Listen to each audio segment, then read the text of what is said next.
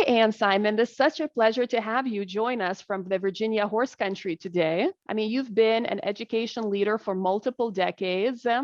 You are the author of Beyond the Brochure, an insider's guide to private school elementary schools in Los Angeles. So such a pleasure to have you. Thank you, Agnia. It's really nice to be here. So I wanted to, jump in with some questions. We had such a lovely discussion the other day that I thought so many people would benefit from your thoughts. So I wanted to start out with a little bit of what you think about, parenting and education. Parenting and education often goes very much hand in hand. And you specifically now as a consultant, you also are an expert in helping parents realize, their education philosophy and their parenting philosophy. So I wanted to, hear more of your thoughts on that. And, how do you think really parenting determines a child's education? Mm-hmm. Well, I think that's a very fundamental question. What I have done over the years is kind of put together a way of helping parents to understand their own educational philosophy and then apply those values to their children specifically and be able to articulate what their aspirations are for their kids. When I was doing a lot of helping families in Los Angeles, specifically explore independent schools for admissions, I developed a little program that I call the family message. And every time I would start working with a couple or a parent, I would ask them to write a one-page long expression of 3 things. And the first one was something about their own education. Where was it? But more importantly, how did they feel about it? Because a lot of people say, oh, I went to X school and it was fantastic. And some people said, I really wish I'd done something different because it didn't quite fit me. So that's sort of the first piece of it. And the second part of this one-page narrative is to have them express who they think their children are or child is, so that they have to sit and look at their children separate from their own themselves.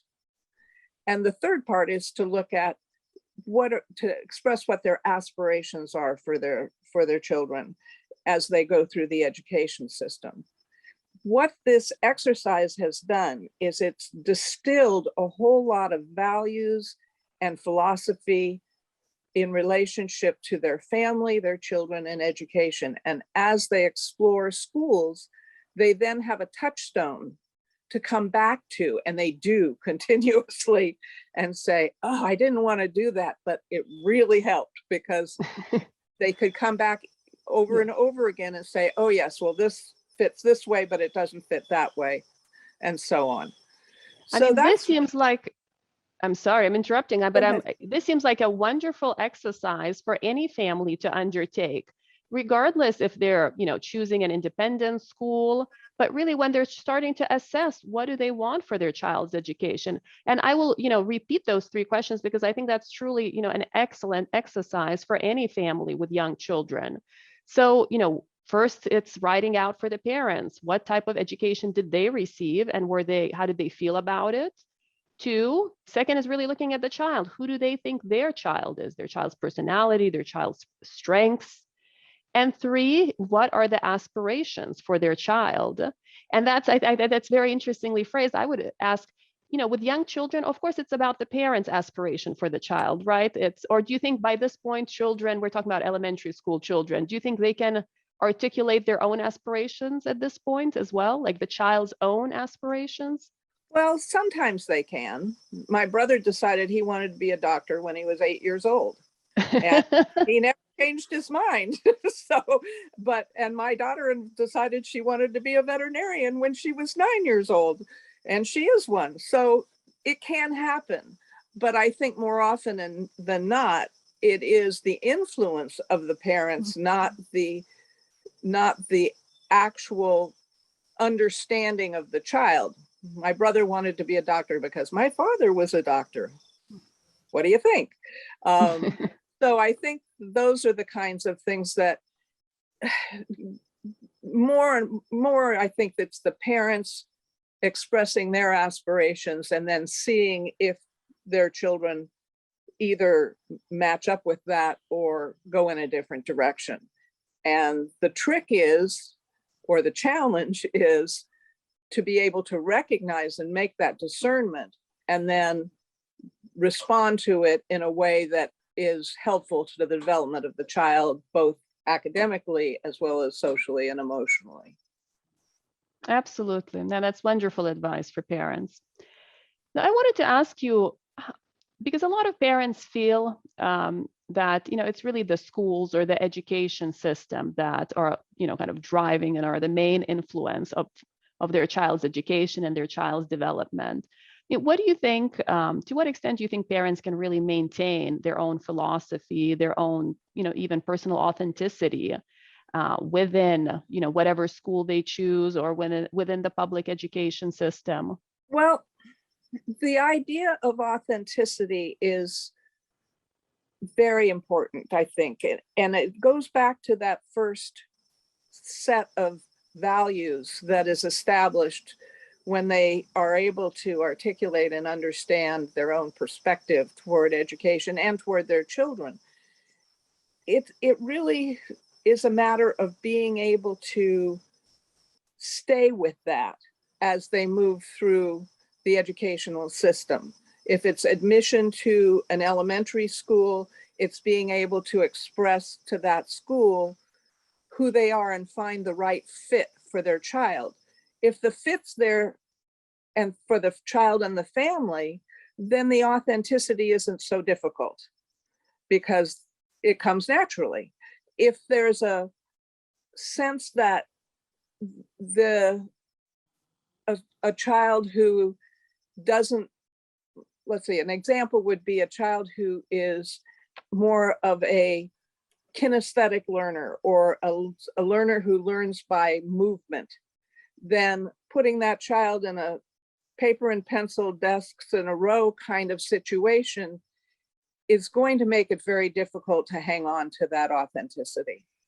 And so that's where the idea of being able to understand who you are and who your child is and match that up with the educational program, whether it's an independent school, a public school, a home school, an online school, any of those schools, it's all, in my mind, about the fit.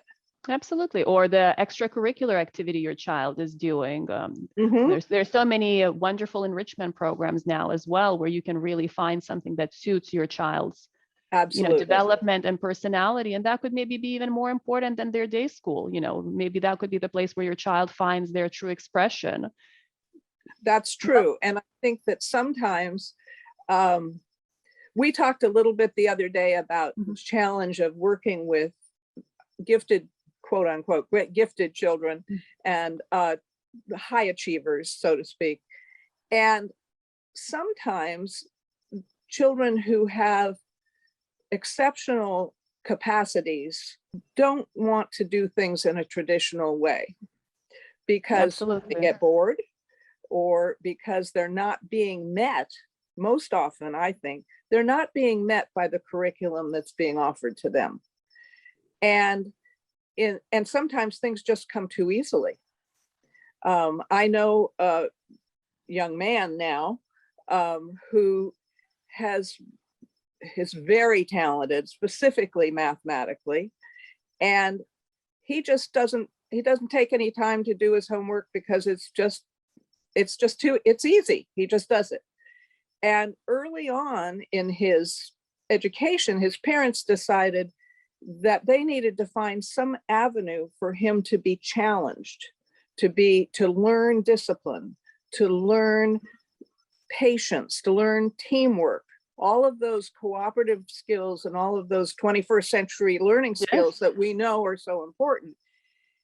And he chose sports. And for him, his parents not only said, oh yeah, so you can go join the league basketball team, they made it part of their family mission to have that become his co-curricular avenue to develop those skills. And it wasn't easy for him because he's not tall. And so he's been able to, but he has developed all of those skills through the course of his education, while still obviously doing very well academically in school. That's just one example of the kind of parallel experience a child can have that will help them be engaged, learn the value of certain elements that they're going to need, regardless of how advanced they may be, as they move into higher education and into the world. Absolutely. And I can really, this example really, strikes a chord with me, because, I can share my own two children. So my own two children, play classical piano, at quite a high level. And a lot of people often ask me, well, is it because you want them to become musicians? Do you want them to become concert pianists? And frankly, no, the motivation for, our family from the start was that the piano for them would be their vehicle to learn discipline, to learn hard work, to learn excellence, not necessarily the, actual results of the piano themselves. I mean, now, of course, they play beautifully, they perform, but it's those other values that to me are more important. And I definitely view this as part of their education, that co-curriculum, as you called it. So I think, this is, absolutely excellent when parents are thinking about their child's education. And there's the curriculum in school, there's the academic curriculum. What is the other co-curriculum they're getting to develop their strengths, or, improve some of their maybe weak areas that they have? Thank you for watching. I hope you're enjoying this interview, and I'll be continuing this interview in the next video. So make sure to subscribe and hit the notification bell so you don't miss it.